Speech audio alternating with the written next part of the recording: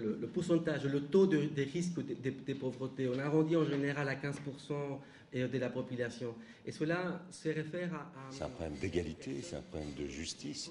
Donc c'est au cœur des valeurs de la laïcité.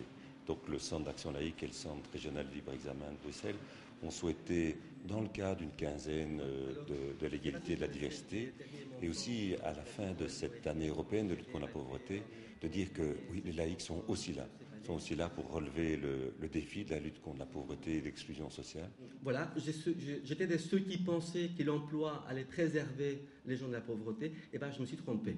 Donc il y a des plans d'action qu'on fait d'un côté évidemment, mais d'autre côté on veut pousser la réflexion. Et c'est nécessaire parce que de plus en plus on entend dans la société les discours sur la responsabilité personnelle. Donc on commence à faire que c'est presque la faute des gens qui sont dans la pauvreté, qui sont pauvres. Ce qui n'est pas du tout le cas évidemment. Il y a énormément de mécanismes qui font que c'est très difficile de sortir de cette pauvreté. L'idée aussi de l'Union européenne, c'est de permettre de s'engager auprès de la société civile et des organisations non gouvernementales, des ONG qui luttent. Je pense qu'il est plus que temps que toutes les forces vives de la population se mettent à travailler ensemble pour résoudre les difficultés, quelles qu'elles soient, de quelque nature qu'elles soient, parce qu'il faut faire évoluer la population, mais aussi prévenir de nouvelles précarités, parce que la population est dans un tellement mauvais état qu'on risque encore d'avoir des croissances, parce qu'il y a beaucoup de gens qui vivent à la marge. Je crois que notre rôle, il est plutôt de s'occuper des gens dont personne ne s'occupe, par exemple les gens du voyage, et dans un domaine plus social, d'établir des liens entre les initiatives pour que l'ensemble des initiatives soient beaucoup plus performantes. C'est un peu notre rôle, je pense, de la laïcité, tout en n'abdiquant pas, évidemment, notre rôle de travail social de terrain pur et dur.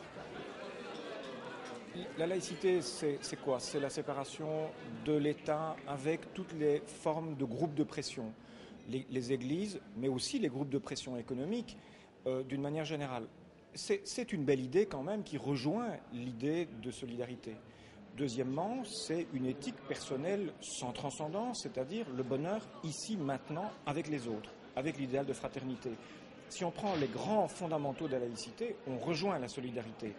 Mais le problème, c'est qu'après, il faut une analyse, il faut un engagement tout à fait concret pour voir comment on les lie, tous les deux. Mais pour moi, le lien est évident.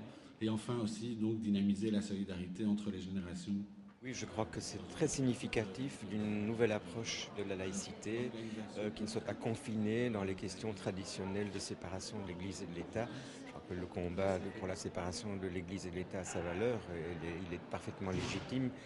Mais il faut aussi essayer de retrouver un certain dynamisme à la défense de la laïcité et trouver d'autres terrains d'action. Et je crois que le terrain d'action de la solidarité, de la lutte contre l'exclusion sociale, de la justice sociale est un terrain fondamental dans lequel la défense de la laïcité ou la promotion de la laïcité trouve toute sa place. Dans tous les débats contemporains qui ont lieu, la laïcité, on dit toujours, reviennent à ses valeurs fondamentales.